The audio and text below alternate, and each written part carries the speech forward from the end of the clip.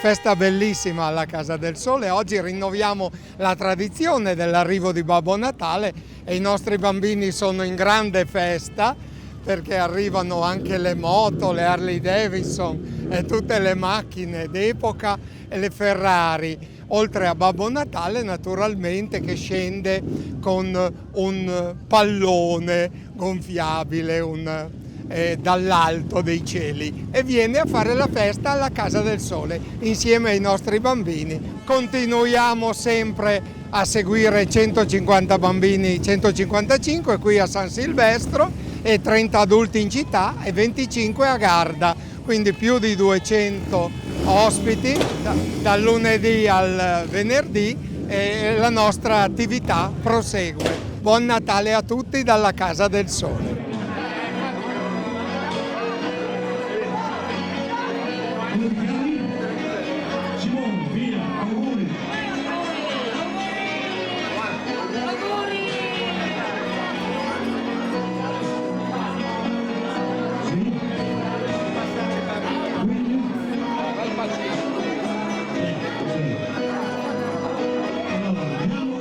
Abbiamo fatto questa esperienza sulla Casa del Sole che oggi è la 9ª edizione di Babbo Natale per aria alla Casa del Sole.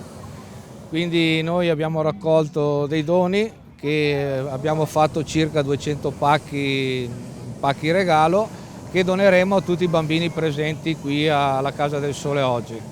E la mongolfiera, diciamo, in occasione di questa festa, la mongolfiera è venuta qua, fa fare i giri ai bambini, praticamente gli fa vedere Mantova dall'alto.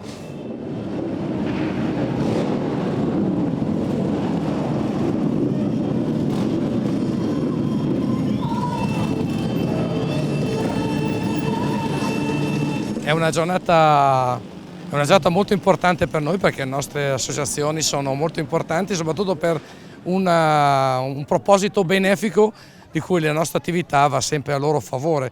E quest'anno per l'ennesimo anno si ripete qua alla Casa del Sole a favore dei bambini più sfortunati.